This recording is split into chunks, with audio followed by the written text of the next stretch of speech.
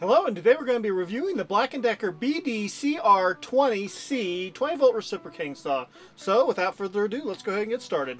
Okay, starting off at the bottom of the tool, we have the 20-volt battery slot. The 20-volt battery slot will accept Black & Decker 20-volt batteries, and you can adapt batteries over from other brands using third-party adapters. Just remember you do that at your own risk. Now, when it comes to the battery slot itself, it does feature Black & Decker's spring release action system, and it's interesting, but as I've used Black & Decker tools more and more, I really don't find it to be all that useful of a feature. It's nice that the battery kind of leaps off, but it also means that inserting the battery is a little bit more difficult, and quite frankly, I kind of just prefer regular old battery slots without any sort of fancy spring release action. But with that being said, the battery slot itself is completely satisfactory when it comes to how securely the battery locks into place. There really is no wiggling or jiggling or looseness or play here, and well, other than that, even if you give the battery slot a hard smack, the battery's going to stay put. So there really is nothing to complain about, and it's a completely acceptable performance. So with that being said, let's go ahead and move on. Okay, moving on to the grips. Now, the grips on this particular tool are perfectly adequate, and there really is nothing majorly wrong with them, but there are some minor things that could improve the performance. I think on the forward grip, the gripping area is nice. There really are no sharp edges or deep turns or anything, and there's plenty of space to grab. I just think the rubberized texture could have been a little bit thicker to help protect your hands from vibration. Although, to be fair, you're going to get vibrations on a reciprocating saw no matter what you do. I'm just saying a little bit more rubberized texture would have been nice.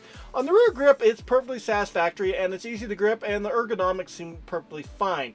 The one thing I would have said could have used some improvement here would be the fact that it's kind of tight. I would have liked to have seen the grip be a little bit taller, just so that if you're wearing gloves or have larger sized hands, it would have been easier to grip. But other than that, there really is nothing to really improve here. So just keep in mind, if you have extra large sized hands, or if you are a fan of wearing very thick gloves, this might be a little bit on the tight side. So yeah, moving on. And next up we have the trigger. Now the trigger on this reciprocating saw it's average. There really is nothing special about it. It's made out of the same dark black plastic that's completely smooth with no rubberized texture. It's a single finger design, and on a variable speed reciprocating saw, it can be a little bit tricky to, well, control those different speeds unless it's precisely tuned, which this saw is not. Unfortunately, it is rather hard to access the slower speeds without first going to a higher speed and then dropping down, which is a disappointment. If you practice enough, you can work your way up, but at the end of the day, I really think they could have made the trigger a little bit better.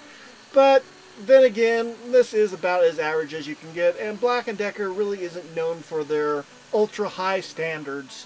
So yeah, it'll get the job done, but don't expect to be able to perform surgery with this particular tool. Just saying. And next up we have the safety, and honestly this is probably the weakest point on this particular tool. It gets the job done, don't get me wrong, but it doesn't feel like it belongs in this particular tool.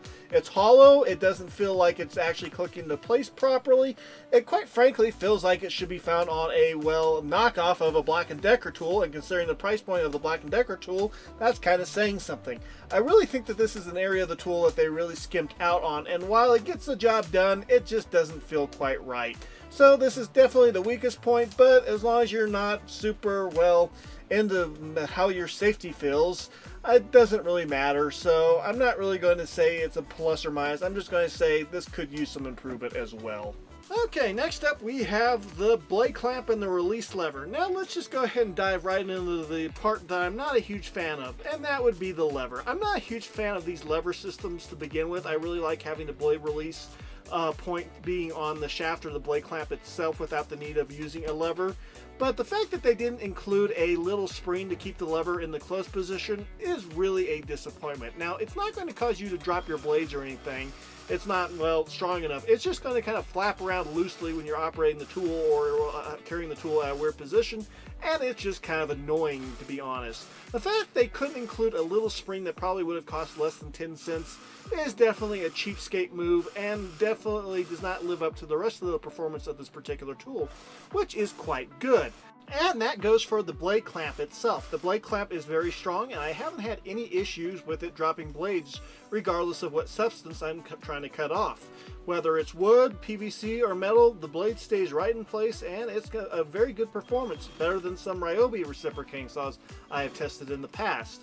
So as far as I'm concerned, the blade clamp is good, but that lever needs improvement if they're going to keep it on this tool, which I would have been perfectly fine if they went with a on the drive head or the clamp itself release system. So with that being said, let's move on. Okay, last but not least, we have the shoe. Now, the shoe on this particular reciprocating saw is made out of metal, and it has about 25 degrees of pivoting adjustment that you can choose from. You cannot adjust the length of the shoe. What you get is what you, well, get, and it is perfectly adequate. I do like having length adjustable shoes, but on the price point of this particular saw, I can understand why we didn't get that. So, as far as I'm concerned, the shoe is acceptable, but nothing to write home about. Moving on. Okay, now the saw weighs around 1,603 grams without a battery, but with a blade, and that's about, well, 3.5 pounds. And with a 2 amp hour battery, it weighs around 1,970 grams, which is about 4.3 pounds. So, fairly lightweight. At least for a reciprocating saw. Okay, let's go ahead and talk about this saw in use. Overall, this has been a great little reciprocating saw, and I haven't gotten any ugly surprises while using it. The motor's plenty powerful, I haven't had it shut down on me randomly, and there's been no overheating issues. So quite frankly, I've been very happy with its performance. I will say that I do like the ergonomics on the Ryobi reciprocating saws slightly more, but the ergonomics on this isn't horrible, and the motor is definitely better on this particular reciprocating saw versus the Ryobi reciprocating saws. So there are a lot of things going for it. It's not as feature rich as some other reciprocating saws. There's no orbitable function, and I'm not a huge fan of the release, but at the end of the day, a lot of this comes down to personal preference, and considering the price point, you really can't go wrong with this little reciprocating saw. So with that being said, let's go ahead and go recap with the pros and cons. And first up, we have 20 volt. 20 volt means that you'll be able to use this with all your Black & Decker 20 volt lithium batteries, and you will also be able to adapt batteries over from other brands via third-party adapters. Just remember, you do that at your own risk. Small. Overall, this is a very small reciprocating saw, which can come in handy in a variety of situations. Whether you have limited storage space or you need to transport multiple tools and you're worried about the weight, having a small reciprocating saw definitely comes in handy, and I consider this to be a pro. Powerful. Overall, this is a powerful little reciprocating saw. As a matter of fact, I think it actually might be more powerful than a certain Hart or Ryobi brushless reciprocating saw I've reviewed in the past was. So at the end of the day, this is a pro, and it's a powerful little saw. Well built. Overall, this is a solid little reciprocating saw. There's just a few areas that aren't quite up to the standard, like the blade release clamp lever and the safety. Other than that, everything on this reciprocating saw is perfectly adequate and will survive a drop or two. One-handed.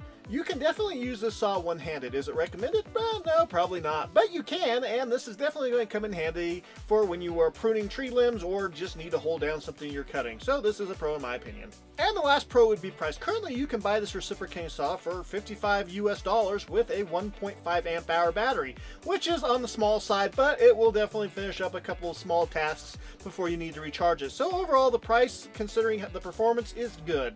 So yeah, moving on. And the first meh would be the shoe. The shoe doesn't adjust as much as I would like it to, but it really isn't a big deal. And for most of the jobs I was using it for, it was more than enough. So it's just not really a pro, it's not really a con, it's just kind of meh. And the next meh would be the trigger. It's not really a con, it's not really a pro, it's an average trigger. There's improvements that could be had, but at the same time, it's not a deal breaker, so it's just meh. Blade release. Overall, the fact they couldn't put a little spring in there to keep the blade release lever from flapping around while the tool is being used is definitely a corner that has been cut, and a con in my opinion. And last but not least, the small rear grip. The small rear grip is definitely on the compact side, and if you have medium to large size hands, you're going to be a little bit uncomfortable while using this tool. They definitely could have made the rear grip bigger, and this is definitely a bit of a disappointment. It's not a huge con, but it's still a con in my opinion. And that is it for the pros and cons. Final thoughts on this reciprocating saw. Overall, this is a good little light-duty reciprocating saw. It's more than enough power for the homeowner that needs to cut up some branches or do a light remodel, and it's going to be more than enough to satisfy the needs of somebody who might need to go camping and cut down some limbs for firewood or something. It's definitely not going to be able to compete against anything, say, from DeWalt, Makita, or Milwaukee, but at the same time, I do think it's more powerful than most of the saws that you'll find from manufacturers like Hart or Ryobi. I really do like this reciprocating saw, and I think it does a very good job. Is it perfect? No, they cut corners, but you'll find that on pretty much any saw on the market today. And at least with this particular reciprocating saw, you actually have a fairly well-known name backing it up. So at the end of the day, would I recommend this particular saw? Absolutely. This is a good little reciprocating saw, and it comes recommended. And that is it for this video. If you liked it, please like and subscribe, and we will see you next time. God bless.